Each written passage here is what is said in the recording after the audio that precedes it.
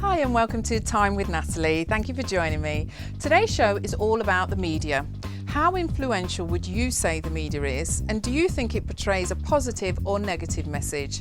We'll be tackling the subject of the power of the media later in the show.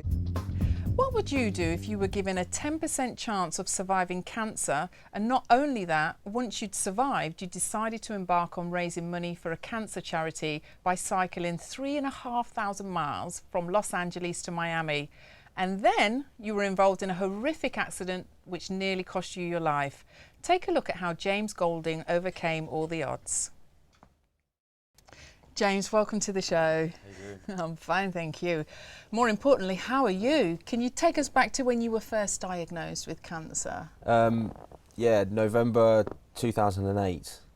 I actually got admitted on the 11th of November and was diagnosed with an 11.5 centimetre abnormal mass on the 13th of November between my spine, kidney, bowel and urethra.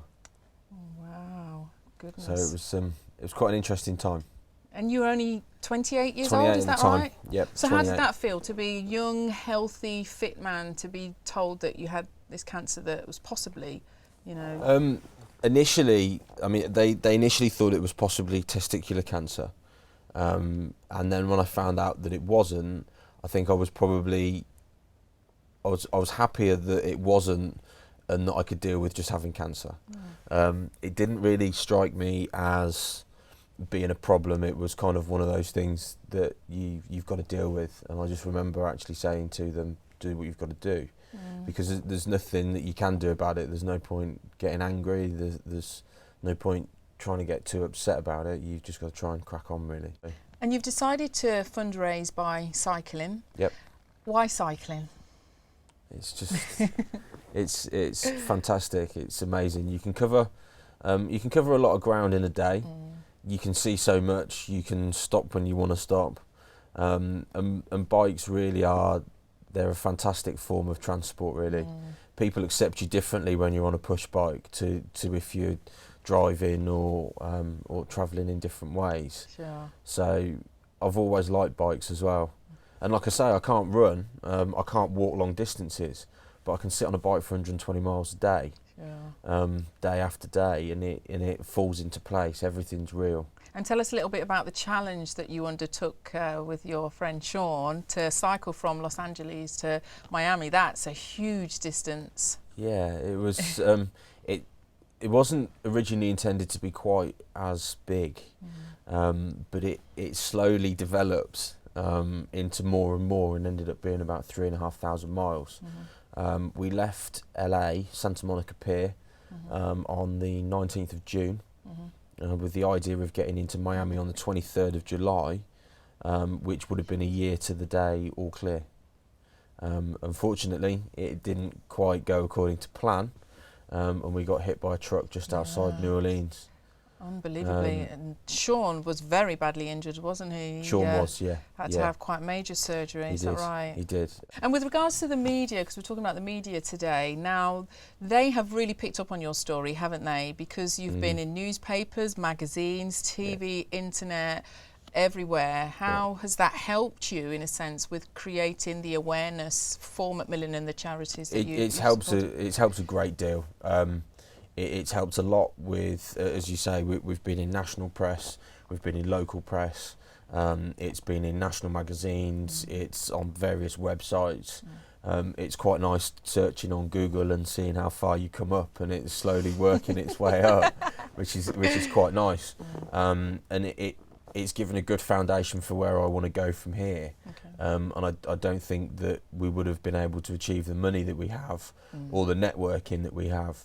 The media is a good and a bad thing, but you have to use it for the best advantage you can for what you're trying to do.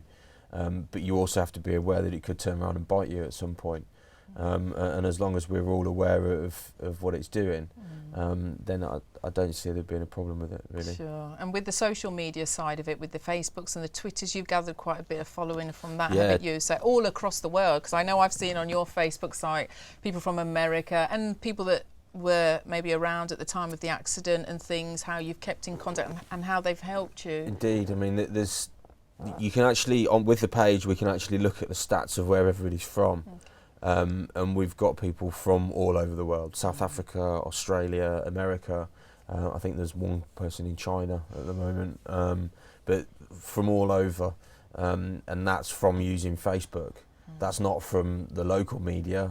It's not from the national press. That's purely from Facebook, and it's been really, really good. And I'm hoping that that's going to continue to grow with what I plan doing next. Well, I'm glad that the media have had a positive effect on you, because as you rightly said, it can be negative, and a lot of the stories that sometimes that is picked up are the more negative side of things.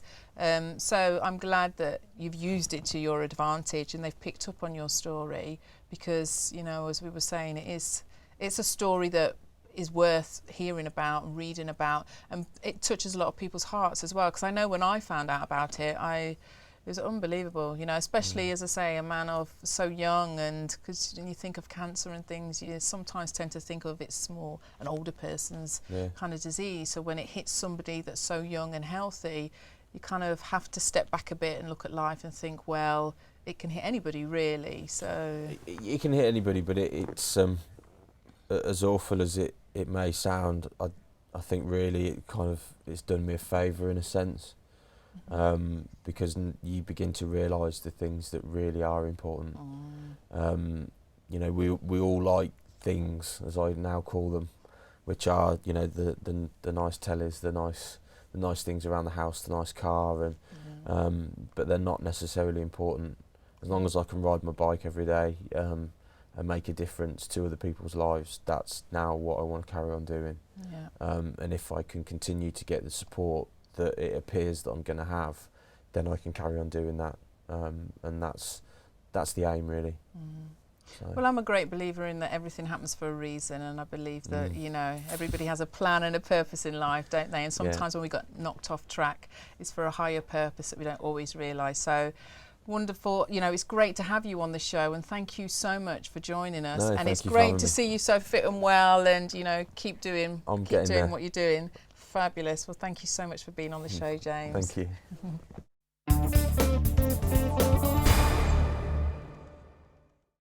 Hi, it's Natalie here. Thanks for joining me on the Time with Natalie show. I'm outside the Waldorf Astoria right here in New York, New York. I've come to the Oprah Winfrey event. She's celebrating the 10th anniversary of her magazine O, and it's wonderful. The weather's great, the crowd is brilliant, and we're really excited to go off and see Oprah, so make sure you stay tuned.